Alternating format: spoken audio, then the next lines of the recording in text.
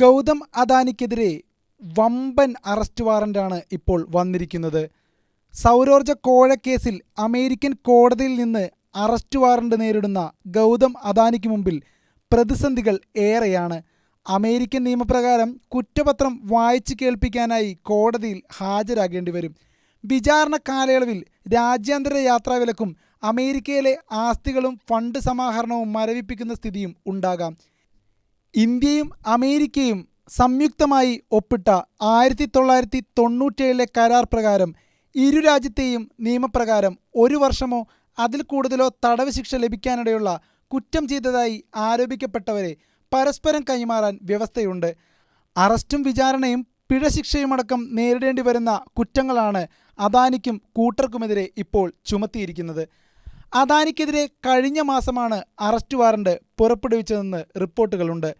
New York eastern district അറ്റോർണിയുടെ അപേക്ഷ പ്രകാരമാണ് ഇപ്പോൾ ഇങ്ങനെയൊരു അറസ്റ്റ് വാറന്റ് വന്നിരിക്കുന്നത്. മോദിക്കും BJPക്കും ഇതൊരു കനത്ത തിരിച്ചടിയാകും എന്നാണ് പ്രതിപക്ഷം പറയുന്നത്. ഇതുവരെ മോദി പ്രതികരിച്ചിട്ടില്ല. ഗൗതം അദാനിക്കെതിരായ അമേരിക്കൻ കോടതിയിൽ കുറ്റപത്രം നൽകിയ സംഭവത്തിൽ പ്രതികരിക്കാതെ കേന്ദ്ര സർക്കാർ ഇപ്പോൾ കുഴഞ്ഞുമറിയുകയാണ്. പ്രധാനമന്ത്രി നരേന്ദ്രമോദിയുമായി അടുത്ത ബന്ധം പുലർത്തുന്ന അദാനിക്കെതിരെ അമേരിക്കയിൽ നടക്കുന്ന നിയമ നടപടികൾ കേന്ദ്ര സർക്കാരിനെ കടുത്ത സമ്മർദ്ദത്തിലാക്കിയിട്ടുണ്ട് എന്നാണ് റിപ്പോർട്ടുകൾ പറയുന്നത്. സാഗർ അദാനിയെ FBI സ്പെഷ്യൽ ഏജന്റുമാർ ചോദ്യം ചെയ്ത് ഇലക്ട്രോണിക് തെളിവുകൾ പിടിച്ചെടുത്തത് 2023 മാർച്ച് 17-നാണ്. ഇതൊക്കെ അദാനി ഗ്രൂപ്പ് മറച്ചുവെച്ചാലും കേന്ദ്ര സർക്കാർ അറിയാതെ പോയെന്ന് കരുതാനാവില്ല. അമേരിക്കയുമായി വിവിധ രംഗങ്ങളിൽ ആഴത്തിലുള്ള സഹകരണമുണ്ടെന്നാണ് മോദി സർക്കാർ അവകാശപ്പെടുന്നത്. രാജ്യത്തെ ഏറ്റവും പ്രമുഖനായ വ്യവസായിക്കെതിരെ അമേരിക്കയിൽ കേസ് രൂപം കൊള്ളുന്നത് മോദി സർക്കാർ അറിഞ്ഞില്ലെങ്കിൽ വൻ വീഴ്ച തന്നെയാണ്. അദാനി ഗ്രൂപ്പിനെതിരായി ഇതിനു മുമ്പ് ഹിൻഡൻബർഗ് റിസർച്ച് റിപ്പോർട്ട് വന്നപ്പോൾ അത് ഇന്ത്യൻ സമ്പദ്ഘടനയ്ക്കെതിരായ ആക്രമണമാണെന്നാണ് BJPയും കേന്ദ്ര സർക്കാരും വിശേഷിപ്പിച്ചത്. അദാനി ഗ്രൂപ്പിനെ സമ്പദ്ഘടനയുടെ ഏറ്റവും പ്രധാന ഘടകമായാണ് മോദി സർക്കാർ കാണുന്നത് പോലും.